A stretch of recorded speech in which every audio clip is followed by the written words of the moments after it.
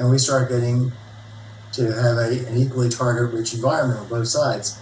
So we have to think a lot more strategically, and the statements that our government is now starting to make says we're going to have if Putin launches, it's going to be catastrophic implications for Russia. That sounds like full-fledged nuclear war. We will take out Moscow and St. Petersburg, and what we really need to say is not that threat, because we're not really at war with Russia, we're at war with Putin. What we really need to say is if Putin does anything, we take him out immediately. And we also take out all his buddies. What do you mean take him out? With force? Yes, we target him. A nuclear bomb goes to his bunker. Okay. The same minute we see them starting to... But that's the equivalent of a nuclear bomb hitting, the White House. Isn't that a declaration of war?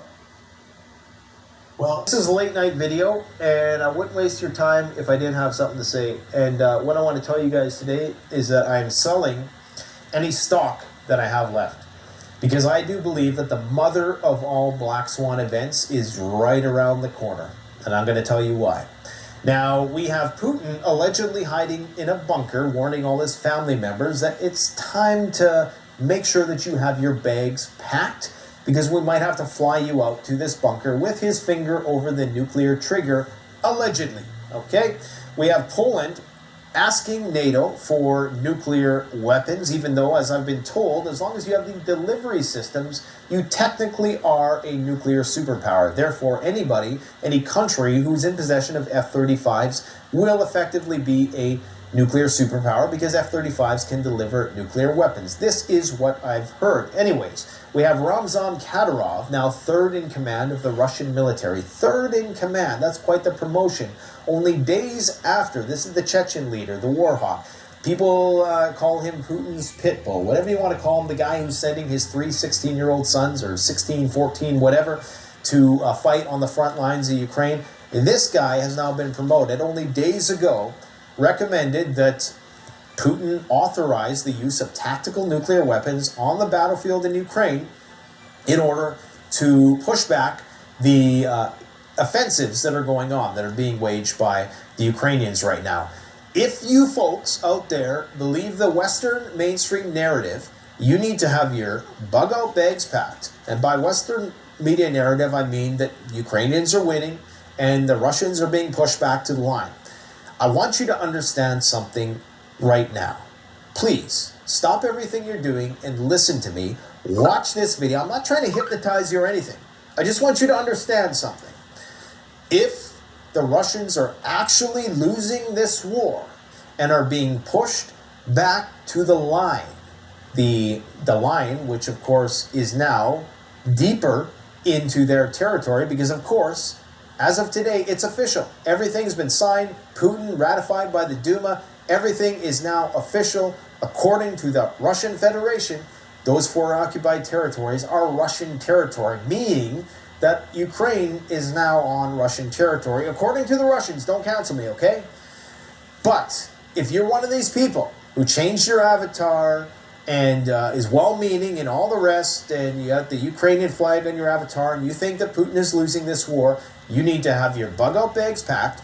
You need to put as much food, water as you can into your basement. If possible, dig a bunker as deep as you possibly can immediately, because if Ukraine is actually successful in their campaign to drive the Russians out, which not many people think they're going to be, and I'm going to tell you the reasons why in a minute, you need to prepare for nuclear Armageddon, because that's guaranteed to happen. You don't understand this, do you? A lot of you don't understand that if Russia loses the conventional war, it's nuclear war. That's what Elon Musk was trying to tell people. Even he understands the gravity of the situation. You have all of these YouTube channels now coming out of the woodwork, making this the focal point of their videos for the last few days. Russia has introduced a new missile system that could be impossible to defend against. The first regiment of avant-garde hypersonic missiles are now in service, And according to President Vladimir Putin, they can travel more than 20 times the speed of sound. Dominic Velitis is covering this story for us in London. Dominic, what more can you tell us about these new weapons? Well, Jennifer, they were first unveiled back in 2018 by Russia's President Vladimir Putin. Indeed, he used his annual State of the Nation address that year to make the announcement. They are very fast. We're told, as you say, they can travel at 20 times the speed of sound. They can be mounted on top of an ICBM and can carry nuclear weapons of up to 2 megatons. But that's just part of the story, Jennifer. As well as being able to travel at incredible speeds, the avant-garde so-called glide system means it's also highly maneuverable. It can make sharp turns and take unpredictable courses on the way to its target, making it more difficult to intercept. And this is perhaps its big selling point and the quality that makes it really quite worrying. In effect, it is a new kind of intercontinental missile system that at the very least is difficult to defend against. Indeed, when it was unveiled last year, Putin boasted that the avant-garde was invulnerable to not only existing missile defense systems, but potentially future ones as well. Although I should stress, some experts here in the West have cast doubt on that claim. Jennifer. So Dominic, as you know, this is being called a game changer. Where does this leave other countries? Well, certainly the United States and China have hypersonic missile programs of their own. China claims to have already tested such a weapon.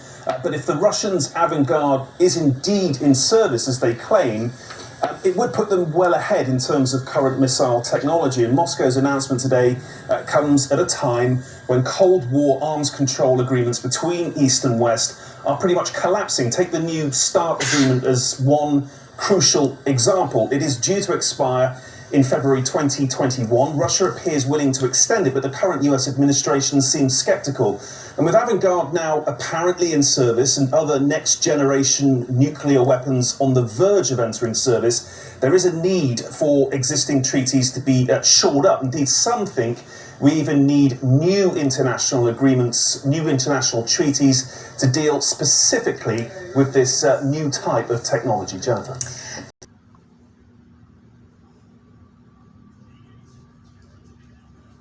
The White House and the country learning of that new threat from Russian President Vladimir Putin, his nuclear warning to the world and to the U.S., and those images he used of missiles raining down on Florida.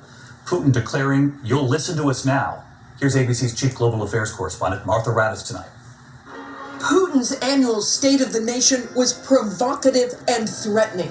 Giant screens showing missiles raining down on Florida and what was billed as an invincible intercontinental cruise missile, a nuclear-powered cruise missile which Putin claimed could travel around any obstacle, and for anti-ballistic missile systems he claimed unstoppable. The missile shown headed toward the west coast of the United States. No one has listened to us, Putin said. You'll listen to us now. A U.S. official tells ABC News the missile is not yet in production, but the former vice chairman of the Joint Chiefs says there are concerns. The thing that distresses me, they've obtained a high assurance that their attacks would be successful by going to higher speeds and coming from different directions. Of course, President Trump has done little to turn down the heat. I want our nuclear arsenal, to be the biggest and the finest in the world. Putin's announcement also comes just days after the head of the National Security Agency said the U.S. has not done enough to punish Russia over election meddling. They haven't paid a price, at least. There are some new concerns out of Russia this morning as well. A nuclear-capable Russian submarine said to carry a one-of-its-kind nuclear device has left its base near the Arctic Circle. And Nick Smith is here with us now to explain what's at stake. Nick. Adrian, state officials continue to follow this story. An Italian newspaper says it got its hands on a NATO warning about the Belgorod. That's the submarine. Now, according to that note, NATO officials are worried Russia could be testing out a torpedo capable of carrying nuclear weapons. Russian officials say the sub has the ability to create a 1,600-foot nuclear tsunami that could drown coastal cities. Right now, there is no indication Russia is preparing for an explosive nuclear test, but according to that leaked NATO memo and analysis, Russia is most likely testing a torpedo that uses nuclear power. U.S. officials continue to warn Vladimir Putin and Russia of catastrophic consequences if it resorts to nuclear warfare.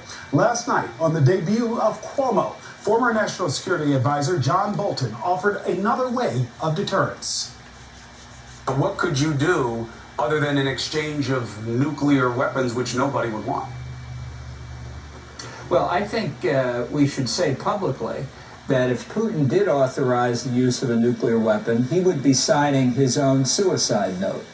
And I think that needs to be clear publicly so that everybody in the Russian military, intelligence, domestic security conglomerate knows how much is at risk here. Russia's war in Ukraine and recent escalations have Americans stressed. This morning, our exclusive Decision Desk News Nation polling shows 39% of Americans think Russia is our biggest threat, followed by China and Iran. This morning, the Kremlin says it does not take part in Western nuclear rhetoric in response to a British report about an alleged nuclear weapons test on Ukraine's border. It's also important to stress that U.S. officials are monitoring the situation and say they have not seen Russia prepare any of its forces for a nuclear strike. Adrian? All right, Nick, thank you very much for the update. Thank you for